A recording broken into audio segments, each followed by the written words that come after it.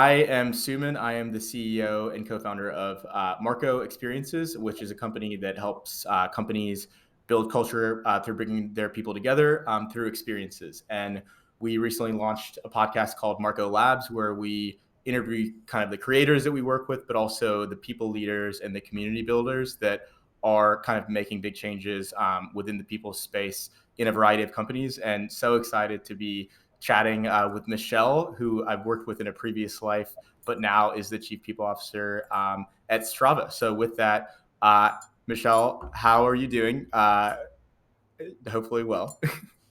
Yeah, I'm doing great. I'm doing great. Just, living the integrated lifestyle of continuing to work from home, Yeah. having three kids, uh, scaling the company, making it happen, and trying to remain present and in a state of, groundedness always. It sounds like a difficult Sometimes task. succeeding, Yeah. sometimes not. It sounds like a difficult task, but I think one that if anyone is prepared to do it, you are. And I would love to just start with a little bit of background. I have had the pleasure of working with you through kind of an investing role in a company that we invested in, but would love to hear about kind of a little bit about your background and how you got to kind of leading the people team within Strava. Yeah, so I'll say I spent about the first 15 years of my career primarily in financial services.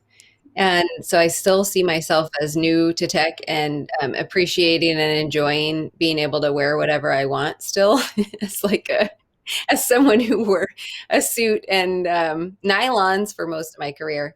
So I would say, had progressive roles. I spent almost 10 years at an asset management firm as ultimately as chief of staff and the head of people role, and really kind of solidifies my approach, which is that the way you lead people is so directly tied to the way you want to run the business and what you need to achieve as a leadership team. And so those two kind of go hand in hand to me. Um, so coming out of that, I had the wonderful opportunity to join GoPro and lead organizational development kind of globally there. Bunch of different functions, including building out DEI practice, HR business partner, organizational development, learning and development, um, and ultimately recruitment. And so just really steeped in great practices around how to treat people, how to support a culture that's really thriving and has a lot of vitality and passion in it, very similar to Strava.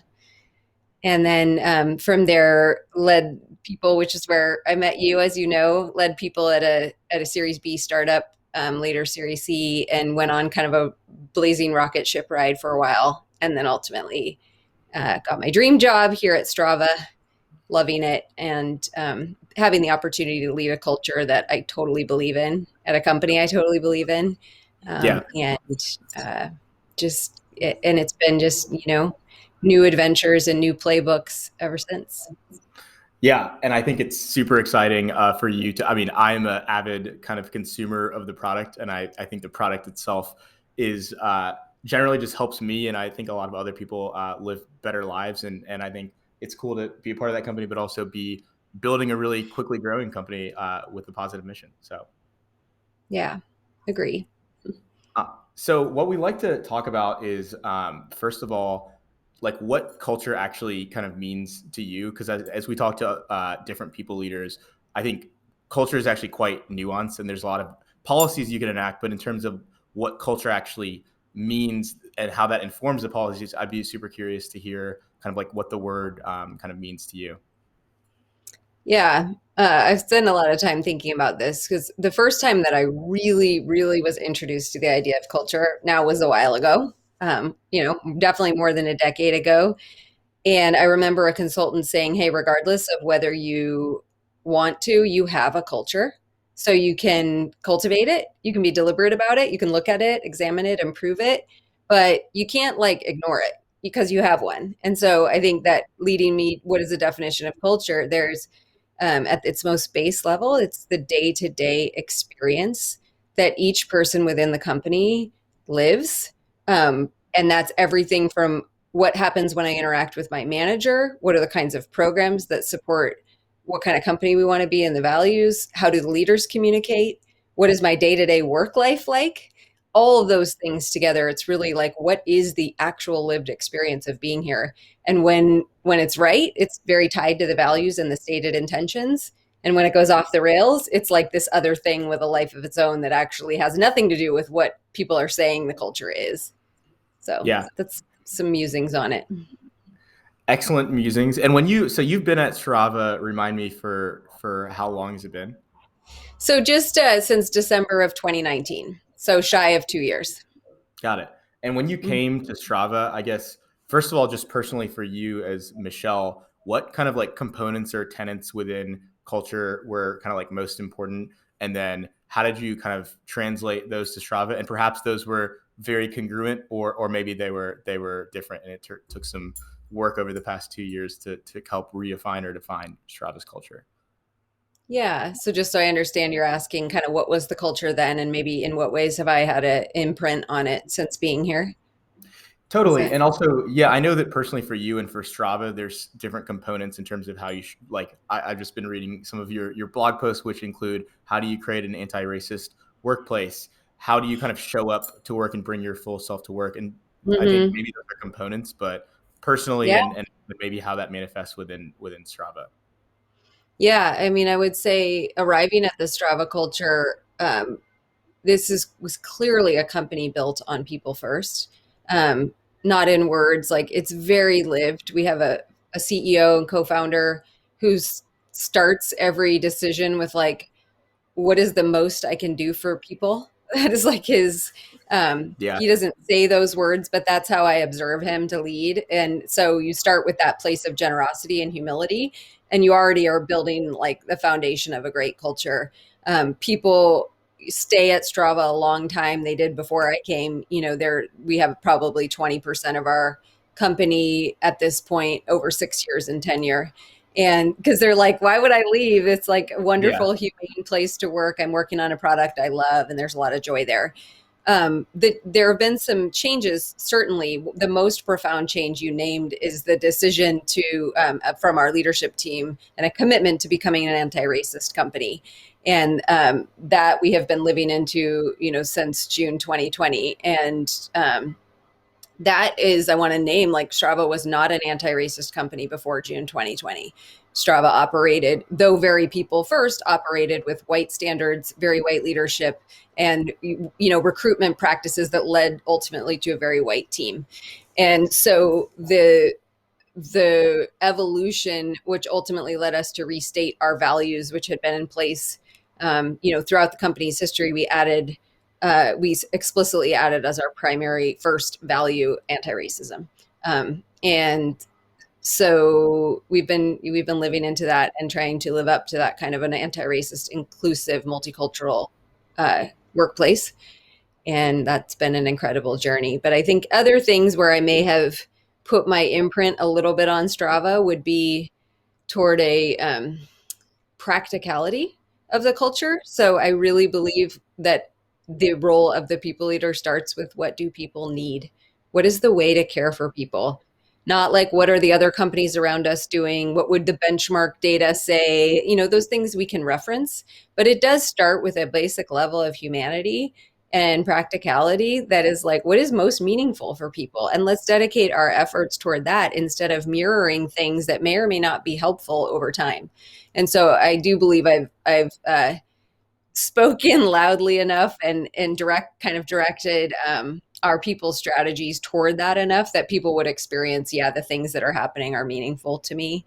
So that's one. And then I think always I'm on the quest for simplicity. Like, what are we trying to solve for? And Strava is a very it's filled with successful people who have been successful, lots in sport. Very, lots. I'm sure everyone got an A. Everyone that works here yeah, got A's on everything. But there's this tendency to solve problems with like more complexity and more detail. And so, whether it's through our programs, through the way we communicate, we are working toward like, what is the simplest, kind of lightest way that we can solve this, whether it's performance management, for example, or promotion process and things like bringing that level of how can we lighten the over wrangling which may have happened in these programs over time. Totally. So there's a lot of really cool themes there. And so on the kind of like practicality point, and also it seems like just a humanization of the workplace.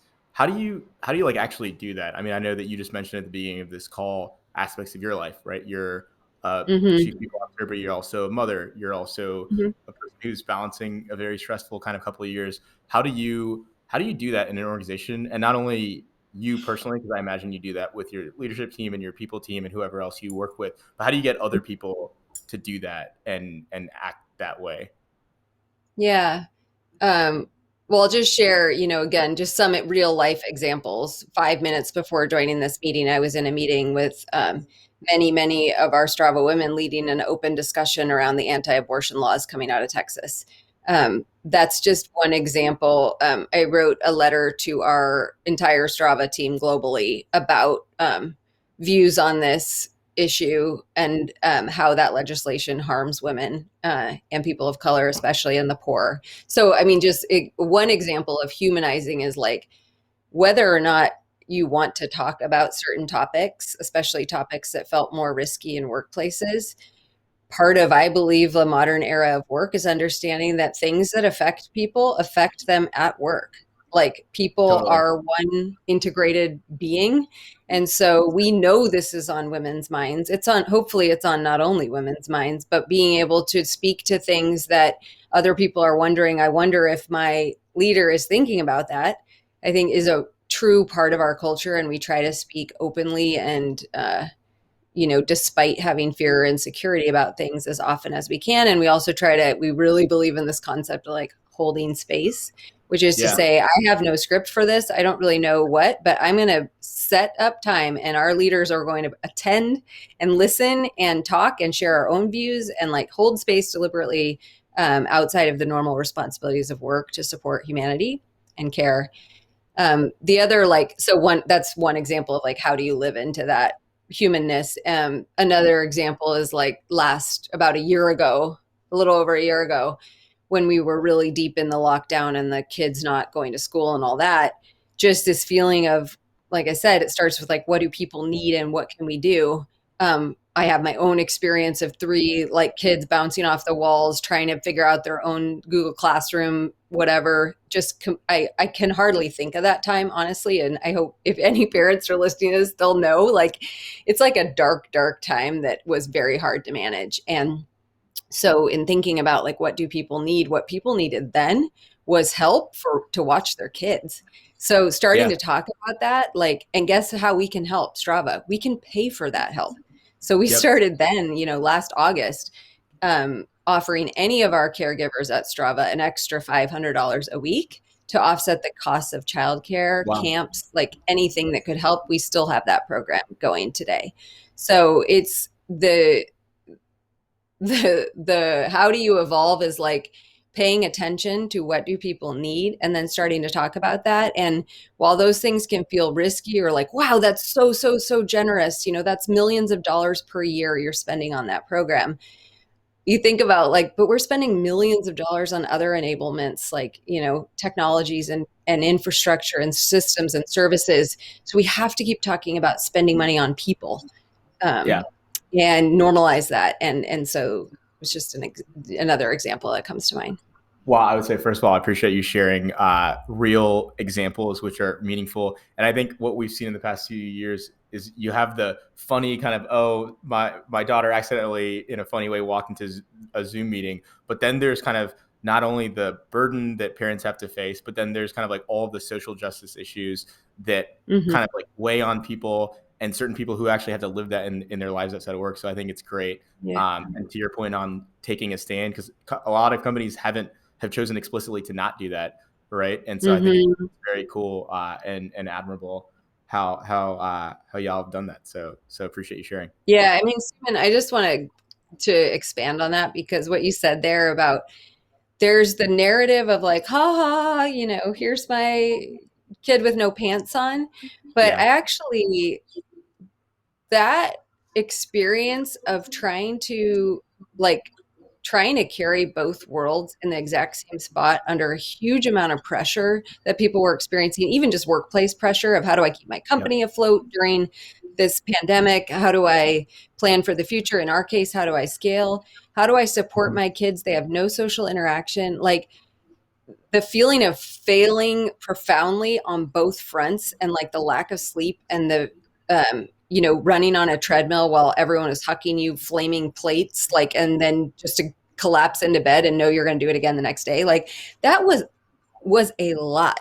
And Yeah. it wasn't really cute or funny. It was like a lot of strain to put on people. And I think that I'm seeing people are still trying to come out of that, especially moms who are like, what the Yep. heck was that? And are my kids okay? Like, are they okay now? So I just, I think one of the things we're trying to do is not just move on so quickly, like, so that happened, but to understand that these things have lasting impact, and it continues to need us to like rise to the challenge of how do we support people and restore Yeah. health and well-being. I mean, and to your point, A, it's not fully over, unfortunately. And B, to the extent in geographies or places where it is, or there's a better kind of system, resources, it's still unclear as to what the lasting impacts will be, right? In terms of, Yeah. so totally Yeah. agree. And we're kind of talking about this now, but I guess one of the questions that I have is during, I mean, a big portion of your career at Strava has been during COVID, right? So I guess Yeah. how have you had to deal with certain issues, and perhaps what issues have you had to deal with that you might not have had to deal with in your previous, many years of experience as kind of a people leader? What comes to mind, top of mind? Oh my God. It makes me I think laugh there's so because many like things. 75% of what I've dealt with, I've not had to deal with before. Yeah. Everything comes to mind. I mean, and that is like things to laugh about is like, what did I think my plan was going to be when I came to Strava? What did I think the Strava culture needed, and how would I support that? And it would all be la da da. And then, of course, 2 months in, so everything from how do you support a distributed workplace overnight, how do you hold space for and come to your own conclusions around where we needed to go, after George Floyd and his murder and everything leading up to it. How do you reconcile your own growth and need to evolve? I need to Mhm. acknowledge like that the way that I've performed as a leader needs to seriously change, but I also need to support a culture that is seriously changing. um yeah, how do we support people? I always say this, but you're like, if you were hiring someone, like let's say you're hiring a head of engineering, and when you make them the offer, like they go, oh yeah, by the way, I care for 3 kids, I'm a stay-at-home mom, like, is that cool? Like, is that, can we just like work that out? You would seriously doubt that they would be able to do their job effectively while being a full-time stay-at-home mom. And so like, how do you, figuring out how we took an entire workforce in that situation and stayed productive and scaled and supported people and kept them. I mean, all of those things have been new, as well as just every week, what do we do? What about vaccination mandates? What about Yeah. when we Oh my can gosh. allow travel? What about when we can reopen offices? So it's literally everything. um, it feels like everything. I get so excited when somebody asks me like a really basic question. I'm like, yes, one that I know. Great. But mostly we're in like, we need to write a new playbook. But I will say, how do we do that? Right? It's like, first of all, just acknowledging that we're like 99% over our skis all the time, and anyone who's acting like they know exactly what they're doing is totally lying. Um, Totally. but two, that we ground ourselves in our values. Yeah. Everything comes back to like, what do we do in this situation? What do we do about vaccine mandates? What do we do about allowing get-togethers? Like all these things come back to what do we most value and how do we want to show up? And then in that way, it's very liberating because we don't have to look to a lot of benchmark data and what are other people doing. We can do what feels true to ourselves. Yeah, I love that thread that you keep on going back to, which is defining your own plan as opposed to looking at your neighbor, perhaps, which of course I'm sure you still Mm-hmm. do, but it's Mm-hmm. definitely courageous. But I have a question in on that point, which is, so we're thinking about kind of like we're trying to help companies build culture, and part of it's just a part of culture. It's certainly not all of it, right? Because there's so many Mm-hmm. components of it. But one of the pieces of culture that we're trying to help it with is what place. So there's kind of like the way we think about it is like mission and values, people, kind of practices. There's so many components, and one of them is the place, which used to be the office. I'd be curious, how at Strava are y'all thinking about over the past couple, year and a half, 2 years, and in the future, how you're going to replace that place, right, where people maybe it made it easy for people to build connections or kind of have rapport. How do you think about replacing that or supporting it in creative ways? Yeah. I mean, we still will have and maintain, our headquarters office. We have larger presence in other cities, and we will. And so I would say physical space is important and gathering place is important. It's Yep. also differently important for different people. So, for the to the extent that I'm like, hey, I don't really feel a need to like go and be around a lot of people. I'm not particularly extrovert. I'm not very fun, whatever. Like that's me. I understand that there's like a whole pole of our company that's like, I love being in the office. I want to be around people. So I think Yeah. solving for all of those different realities. But we're also, and then opening up little spoke locations where we have like 3 or 4 people, giving them a little area, to Yep. convene. Right now, how we're doing that is through, we're just rolling out a program now where we're supporting people in organizing their own local get-togethers outside, and at Strava, those will likely be, walks and hikes and things like that, given what people are passionate about. But I think it's just being Totally. remaining open to like, how can we support connections? I will say that as cliche as it sounds, a Zoom screen has become a place. It's Yep. possible to feel a great sense of connection. Like our people team, I see it as a place. I see when we come together, there's so much joy and connection and personality in that place. So treating it as a place, even though it's not physical, and supporting it in similar ways is something that we're leaning into as well. Yeah, I mean, I've talked to my mom and dad on video way more than I have with my twin brother and sister, and that's cool, Hmm. right? There are elements of Hmm. technology that enable you to build connection and community, which Hmm. which is super cool. And remind me, so I know that you recently opened an office in Dublin. Where's the headquarters? Is Hmm. Strava now? People are all over the place, or how's the distribution look like? Yeah, Strava people they're not, certainly they're not like in every country in the world. We have a headquarters location in the San Francisco Bay Area. So we have a Yeah. large like center of people here. We have people in an office near an office in Denver. We have an office in Bristol in the United Kingdom, and recently launched a subsidiary in Dublin, Ireland.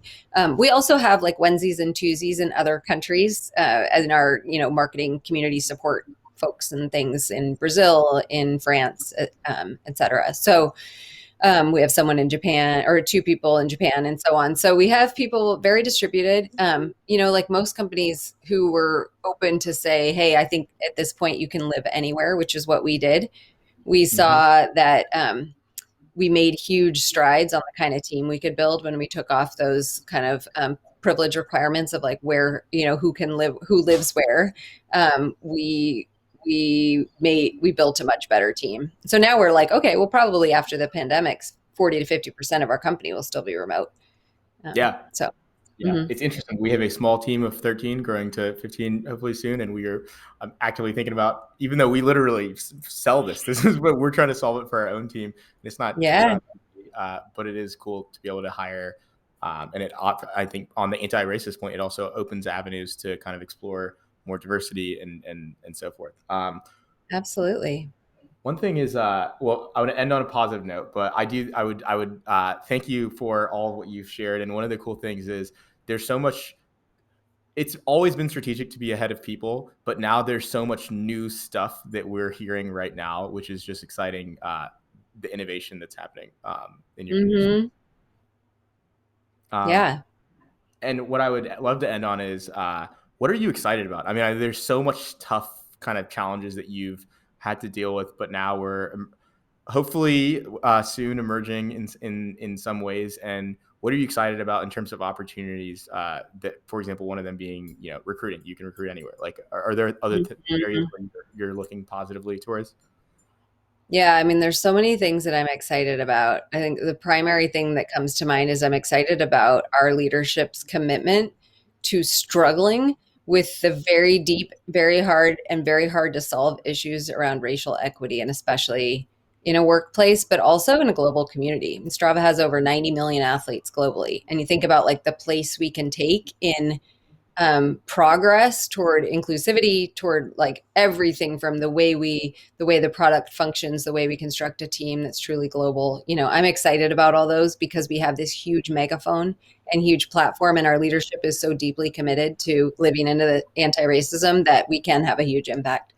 Um, so I'm excited about that, and I'm excited about uh, I'm excited about Strava's growth just in general and the way that we can do that. Based on our we have such a strong culture. It's so people first. We're so committed to doing the right thing. I'm out to prove can you scale a company and have huge inflection points and huge growth and stay true to that? I think so. But it's like a dream opportunity to be able to prove that out. Yeah, well, they are lucky to have you. I'm a big fan, like I said, so these are always fun when you're a big promoter of the person you're talking to, but also the company they're standing for and all of it. So I very much appreciate the time and thank you for sharing kind of candidly and honestly your kind of reflections over the past couple of years. Thank you. It's really great to connect with you.